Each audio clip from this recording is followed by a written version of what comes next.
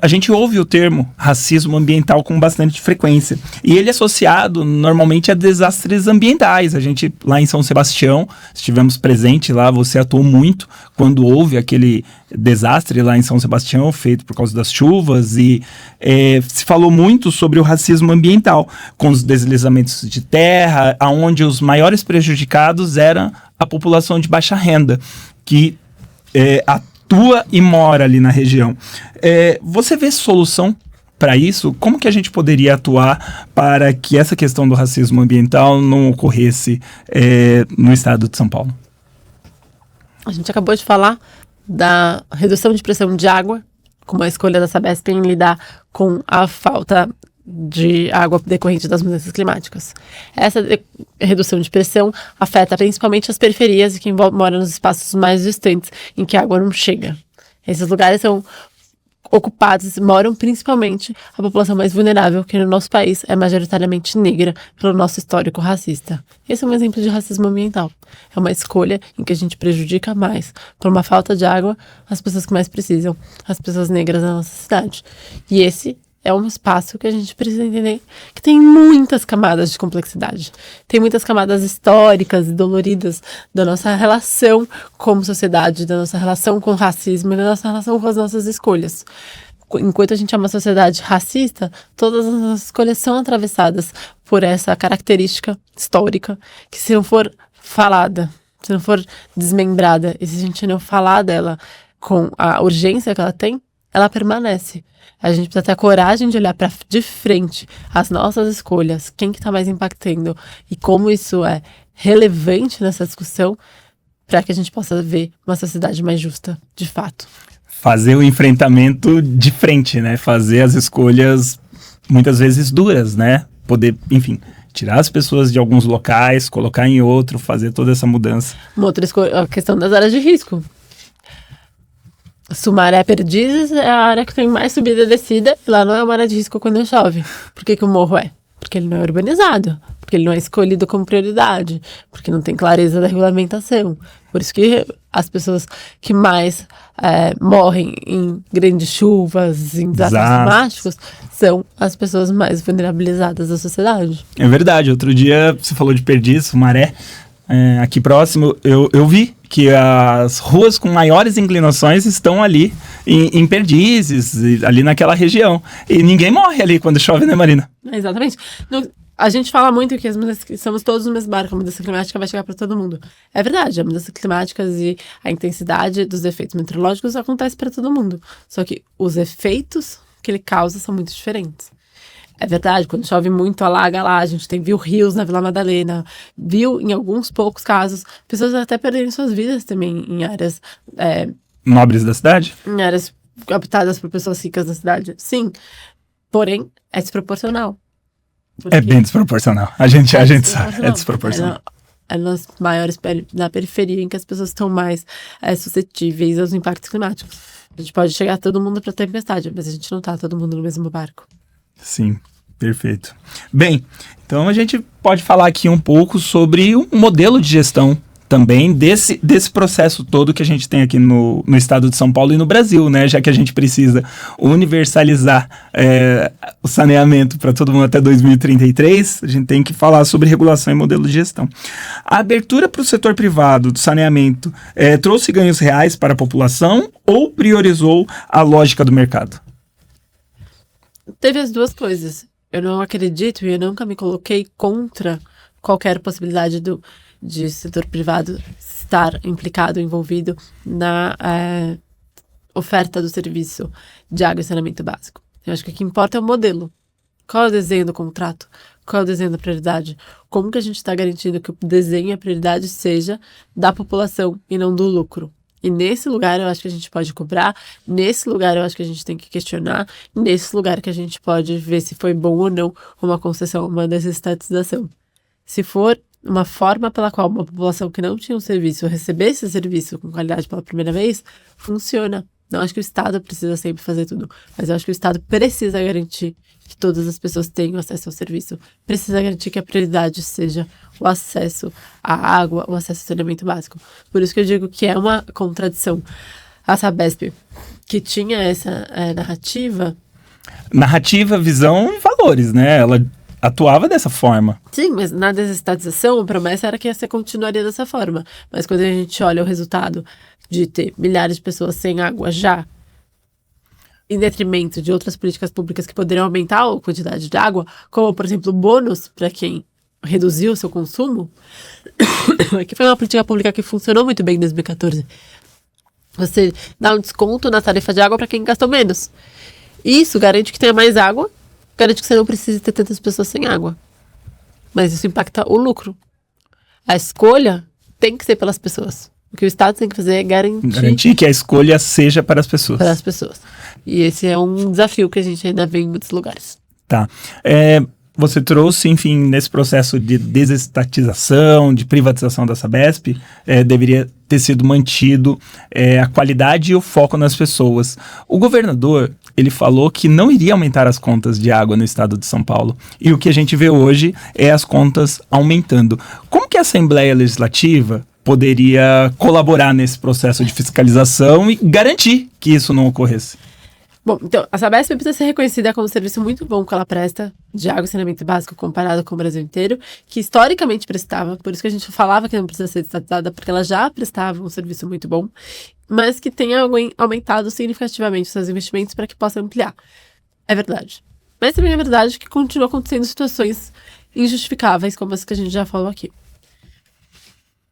O que não pode acontecer é um governador abrir o microfone, publicamente falar, não vai ter aumento de água. Sabendo que ele não pode se comprometer com isso. Sabendo que ele não controla a chuva. Que ele não controla as mudanças climáticas. E que ele não controla uma empresa que tem agora metas de lucros para cumprir. Isso é uma promessa que ele não pode fazer. Uma promessa que ele não consegue e não conseguiu cumprir. E por isso ele tem que ser cobrado. Bem, vamos utilizar aí a Assembleia Legislativa para fazer essa cobrança ao governador. Bem, Marina, se a água é um direito fundamental, garantido pela Constituição e essencial para a vida, por que ainda tratamos o acesso ao saneamento como uma meta futura? É sempre depois, é 2033, é 2029. Isso não deveria ser tratado com a mais real urgência? Você falou de um investimento que está sendo antecipado da Sabesp aqui no estado de São Paulo.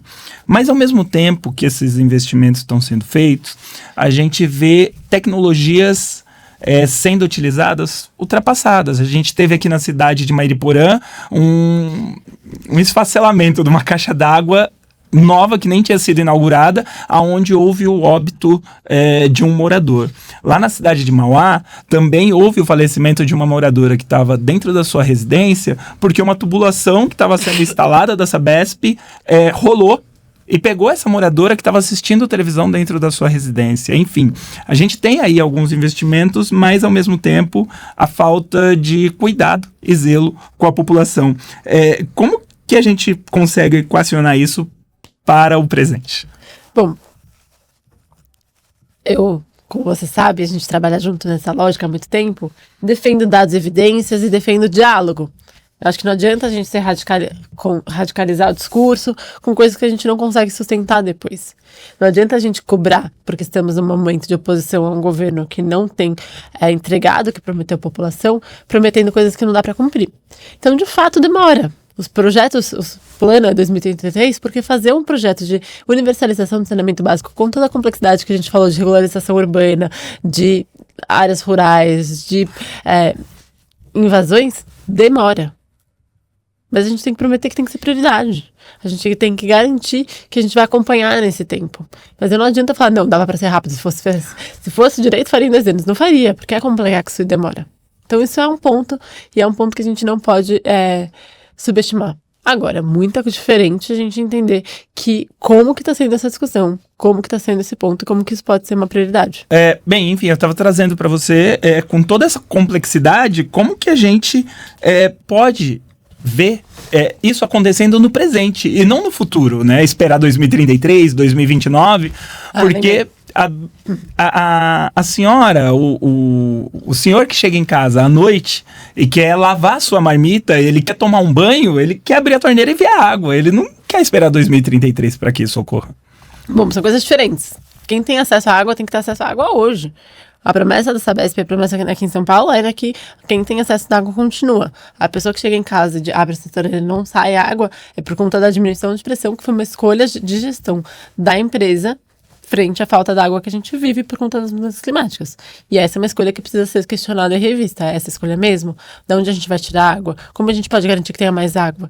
Vamos fazer uma campanha de uso consciente? Vamos dar um bônus para quem diminui seu custo? Vamos pensar como, de fato, trazer visibilidade para essa situação? Que é algo que a gente vem cobrindo. Segunda coisa é diminuir as perdas de água. A gente falou, não dá para perder 30% da água e achar que isso é normal.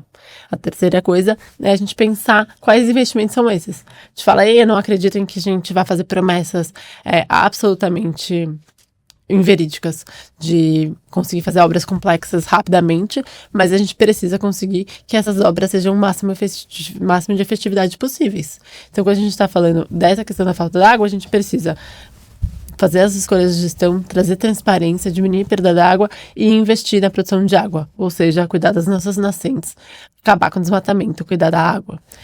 Outra coisa é a universalização. Para pessoas que não têm acesso à água, hoje não têm acesso à coleta e tratamento de esgoto, cai direto no riacho e que a gente precisa universalizar. E isso a gente precisa entender que tem uma demora, que tem uma complexidade urbana, etc., mas que precisa de uma outra lógica de investimento também. Não é só garantir o investimento, mas é como que a gente vai ampliar o investimento de soluções baseadas em natureza. Como que não faz sentido um cocô viajar 40 quilômetros para sair da centro de coleta até de tratamento? Não, eu tenho que trazer, na região do ABC Paulista, a central de tratamento fica em São Paulo, do lado de São Caetano. É absurdo. Não, tem 40 quilômetros a gente tem dentro da coleta do tratamento. O cocô ficar viajando lá, tem um custo absurdo isso, tem uma obra absurda. Como que a gente faz mini centrais de tratamento, como a gente usa soluções baseadas em natureza, como a gente faz uma nova lógica, menos pautada em soluções muito antigas, mas pautadas no que a gente precisa de hoje para acelerar esse processo e também fazer um processo mais racional. Nossa, você trouxe essa questão da viagem aí do cocô. E eu lembrei de uma estação de tratamento que tá pronta lá na cidade de Bauru há mais de 12, 15 anos e não foi inaugurada até hoje, né? Vamos ver se a Sabesp consegue se movimentar e fazer a inauguração desse processo lá. Mas Bauru hoje é Sabesp ou Bauru é municipal? Acho que Bauru é municipal. Marina, eu acho que é municipal, mas, enfim, quando a gente coloca e atenta ao Estado, que precisa pressionar para que tudo isso ocorra, a gente vê também aí diversas notícias que a Sabesp está pressionando as autarquias municipais ou outras empresas municipais para que sejam agregadas a esse processo maior, né? Enfim. Mas aqui eu acho que tem um papel dos municípios também, e a gente precisa que a população cobre, porque o governo do estado tem 2 programas hoje, o Sabesp e o Universaliza ACP, de trazer investimento nos municípios para que regionalize a água e saneamento básico, para que a gente consiga de fato universalizar. E daí tem município que não adere, porque tem negociata na cidade, porque tem cabide de emprego nas cidades, Marina. Uma autarquia de água e saneamento que é uma cabide de emprego, que tem um posto de corrupção. Daí também é complexo. Eu acho que a gente precisa garantir que todo mundo tenha responsabilidade e seja responsabilizado nesse processo.